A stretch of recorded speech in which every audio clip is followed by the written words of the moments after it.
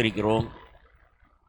இப்பொழுதும் இயேசுவே உம்முடைய விலையேற பெற்ற நாமத்திலே சகோதரிகளை ஆசீர்வதிக்கிறோம்.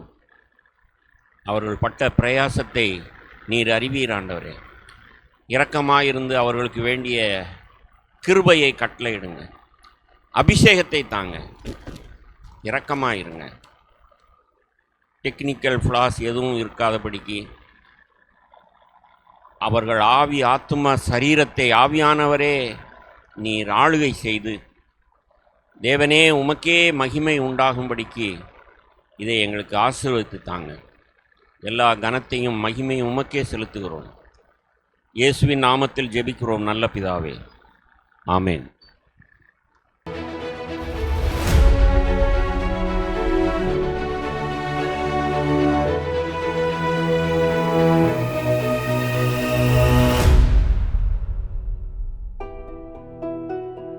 தீர்க்கதரிசி எலியாவின் கைகளுக்கு தண்ணீர் வார்த்தவர் எலிசா. அவர் தீர்க்கதரிசியாக வாழ்ந்த காலகட்டத்தில் அநேக அற்புதங்கள் தேவனால் நடந்தது. ஏனென்றால் எலியாவின் மேலிருந்த ஆவியை இரட்டிப்பாக பெற்றவர் எலிசா. அப்படி நடந்த வரலாற்று உண்மைகளில் ஒன்றைதான் இங்கே நாம் பார்க்க போகிறோம்.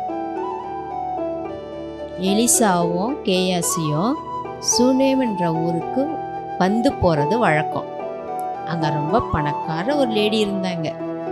அந்த லேடி எலிசா எப்பெல்லாம் சூனேம் ஊருக்கு வருவாரோ அப்பெல்லாம் தீர்க்கதரிசியை கூப்பிட்டு சாப்பாடு போடுவாங்க. அது மட்டும் இல்லை, அவர் ஒரு பரிசுத்தவான் அப்படின்னு அவங்களுக்கு தெரிஞ்சதால அவங்க வீட்டு மெத்தையில் ஒரு ரூம் போட்டு பெட்டு, டேபிள், சேர், லைட்டுன்னு எல்லாத்தையும் வச்சு அவரை அக்கறையாக கவனிச்சுக்குவாங்க. அப்படி ஒரு தடவை சூனேம் ஊருக்கு தீர்க்கதரிசி எலிசா வந்த போது என்ன நடந்துச்சுன்னு இப்போ பார்க்க போறோம்.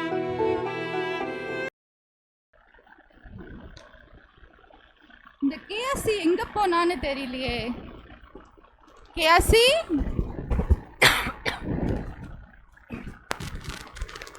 கேசி இங்க வா.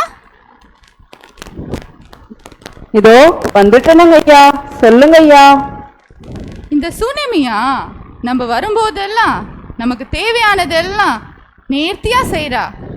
அவளுக்கு ஏதாச்சும் செய்யணும். அதனால நீ போய் அவளுக்கு என்ன வேணும்னு கேட்டுட்டு வா.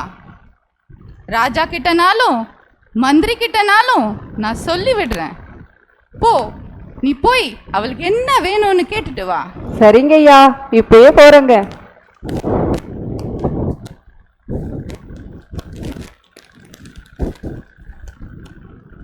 ஐயா, அவங்களுக்கு ஒன்றும் வேண்டாமாமா, எல்லாமே இருக்குதாமா.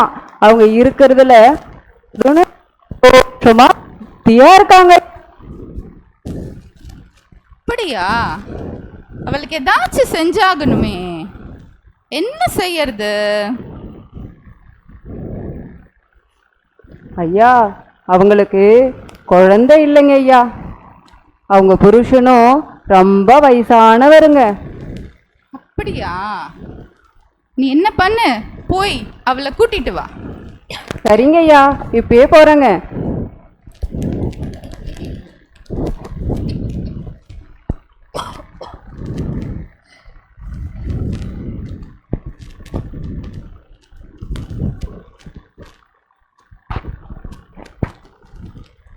ஏமா வாசப்படியில நின்னுட்ட? உள்ள வா.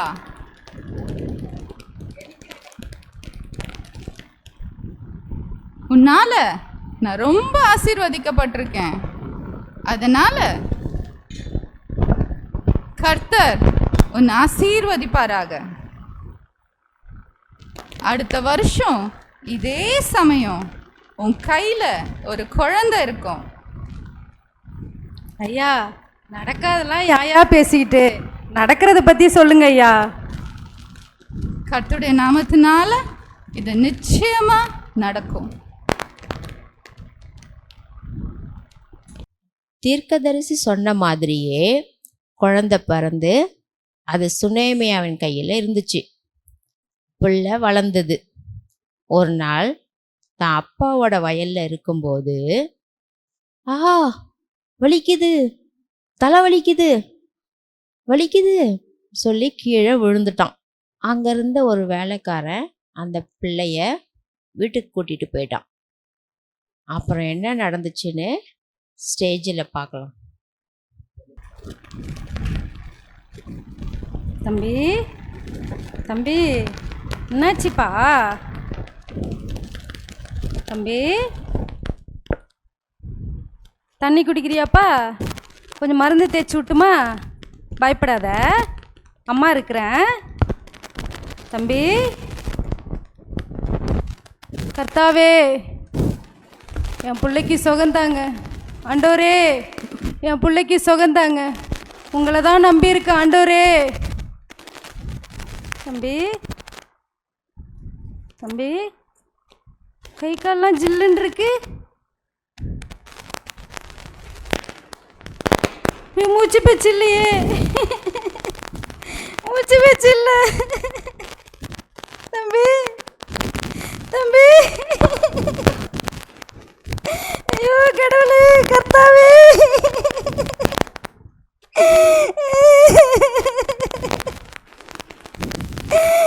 உள்ள போயிடுச்சா?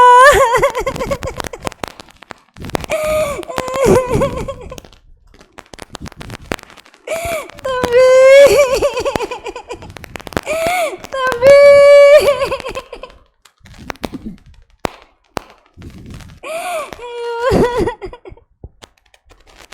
நான் கேட்டேனா? அந்த தீர்க்கதரிசி நான் கேட்டேனா? இத்தனை வருஷம் கழிச்சு பிறந்த புள்ள இப்படி என்ன விட்டு போச்சு. ஐயோ கடவுளே, விட மாட்டேன் அவரை. அந்த தீர்க்கதரிசி நான் போய் பார்ப்பேன், அவரை விட போறதில்ல. நான் உடனே போவேன், அவரை விட போறதில்ல. நான் விட மாட்டேன்.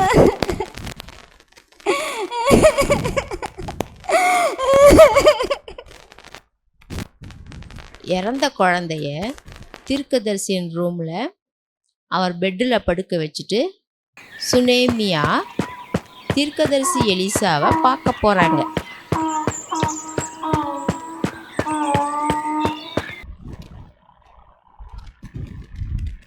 கேயாசி, அங்க பாரு, சூனியமியால் மாதிரி இருக்கு.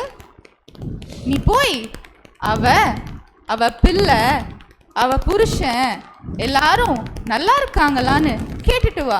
சரிங்க ஐயா, இப்பயே போறேங்க. தீர்க்கதரிசி எலிசா, நீங்களும் உங்க புருஷனும் பிள்ளையும் நல்லா இருக்காங்களான்னு கேட்டாங்க. நல்லா தான் இருக்கிறோம். ஐயா, தடுக்காத கேயாசி, தடுக்காத. கர்த்தர் இதை என்கிட்ட சொல்லாம மறைச்சு வச்சுட்டாரு.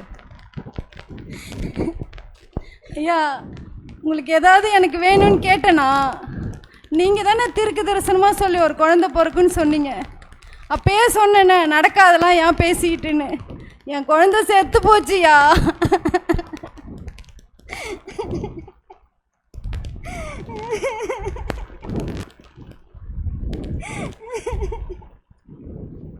கேயாசி, இந்தா என்னோட தடி, இதை எடுத்துட்டு போய் அவளுடைய குழந்தையோட முகத்து மேல வை. சரிங்க ஐயா. இரு, போற வழியில யார்கிட்டயும் பேசாத. யாராச்சும் உன்கிட்ட பேசினாலும் பதில் பேசாத. சரிங்க ஐயா, அப்படியே செய்யறேங்க.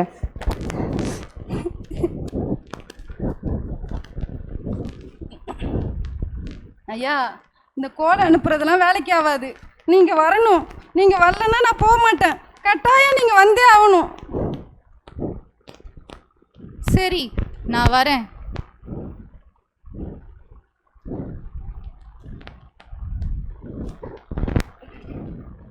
கேயாசி எலிசாவுக்கும் சுனேமியாவுக்கும் முன்னாடி வேகமாக போய் பிள்ளையின் முகத்துக்கு மேலே தீர்க்கதரிசியின் கோலை வச்சும் எந்த ரியாக்ஷனும் இல்லாததால் அவன் திரும்பி வந்து பிள்ளை எழுந்திருக்கலங்க அப்படின்னு எலிசாட்ட சொல்லிட்டான்.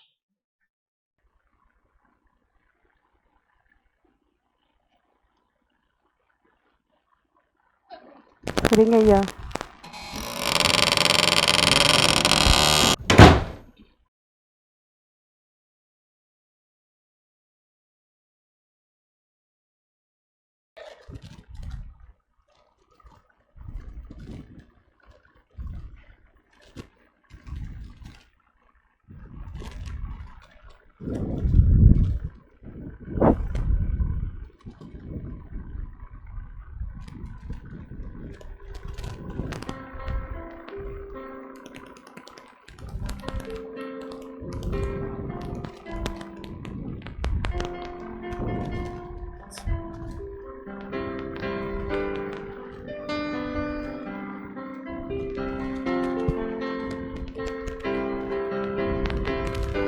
கேயாசி, நீ போய் சுனேமியால கூட்டிட்டு வா.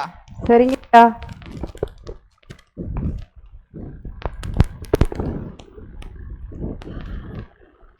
இந்தா உன் புள்ள கூட்டிட்டு போ.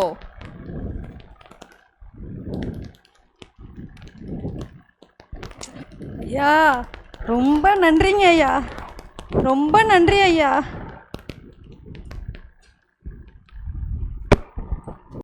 சுனேமியா எலிசாவன் காலில் விழுந்து வணங்கி நன்றி சொல்லி தன் பிள்ளைய கூப்பிட்டுட்டு போகும்போது எலிசா அவகிட்ட, நீயும் உன் குடும்பமும் வேற எங்கேயாவது போய் தங்கியிருங்க, இந்த நாட்டில் 7 வருஷம் பஞ்சம் வரப்போகுதுன்னு சொன்னதால அவ தன் குடும்பத்தோட ஊரை விட்டு போயிட்டாங்க.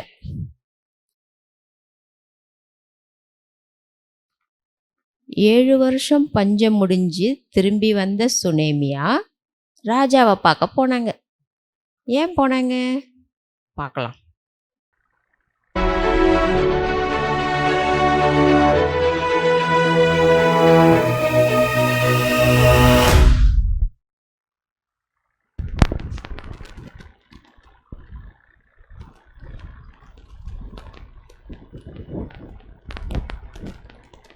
வணக்கம் ராஜாவே. கேயாசி, தேவனுடைய மனுஷனான எலிசா தீர்க்கதரிசி நிறைய அதிசயங்கள்லாம் செய்திருக்கிறாராமே, அப்படியா? ஆமாங்க ராஜாவே, நீங்க சொல்றது உண்மைதான். ஆமா, அப்படி என்னெல்லாம் செய்திருக்கிறாரு? 1 2 எதை நான் சொல்றேன்? கூழுல இருந்த தோஷத்தை நீக்கினாரு, நாகமானின் குஷ்டத்தை சுகமாக்கினாரு, அவரை பிடிக்க வந்தவங்களை கண்கள் குருடாயின, அதை விட ஆத்துல விழுந்த கோடாரி மிதந்துச்சுன்னா பார்த்துக்கங்களேன். ஆச்சரியமா இருக்கே, எனக்கு எல்லாத்தையும் விவரமா சொல்லு. ராஜா, உங்களுக்கு ஒன்று தெரியுமா? செத்து போன ஒரு பையனை தீர்க்கதரிசி உயிராக்கினாரு. என்னையா சொல்ற? நம்பவே முடியலையே. ஆமாங்க ராஜா, நான் சொல்றேன். இரு இரு, யாரம்மா நீ? என்ன வேணும் உனக்கு? வணக்கம் ராஜாவே, நான் இந்த ஊரை சேர்ந்தவ தாங்க ராஜாவே. 7 வருஷத்துக்கு முன்னாடி தேவன் இந்த ஊரில் பஞ்சத்தை வர வைக்க போகிறாருன்னு, அதனால் நீ இங்கேருந்து வேறு ஊருக்கு போயிடுன்னு தீர்க்கதரிசி எலிசா என்கிட்ட சொல்லியிருந்தார் ராஜாவே. அதனால் நாங்கள் குடும்பத்தோடு வேறு ஊருக்கு போய் இப்போ தான் ராஜாவே வந்தோம். என்னுடைய வீடு நிலம் எல்லாம் திரும்ப கிடைக்கும்படி ஏற்பாடு செய்தாங்க ராஜாவே. நீங்கள் தான் தயவு செய்து எனக்கு ஏற்பாடு செய்யணும் ராஜாவே. அப்படிம்மா, நீ சொல்றத நான் எப்படி நம்புறது? ராஜாவே ராஜாவே, நான் சொன்னேன்ல, தீர்க்கதரிசி எலிசா செத்து போன ஒரு பையனை உயிராக்கினார்னு. இதோ இந்த அம்மாவின் பையன்தான், இதோ இங்கே இருக்கான் பாருங்க. ஓ, இந்த பையன் தானா? அப்போ சரி, யார் அங்கே? இங்கே பாருப்பா, நீ என்ன பண்ணுற? இந்த அம்மாவோட வீடு நிலம் அவங்க இந்த ஊரை விட்டு போன நாள்ல இருந்து இன்னைக்கு வர அவங்களுக்கு எல்லாத்தையும் ஒரு குறை கூட இல்லாமல் சரி செய்கிற. இது உன் பொறுப்பு. அது மட்டும் இல்லை, இதெல்லாம் செய்து முடிச்சுட்டு அதோ இருக்கிறாரே கணக்கு பிள்ளை பொன்னுசாமி, அவர்கிட்ட இது எல்லா விவரத்தையும் ஒப்படைக்கிற. புரியுதா? ராஜாவே ரொம்ப நன்றி ராஜாவே, ரொம்ப நன்றி ராஜாவே, ரொம்ப நன்றி.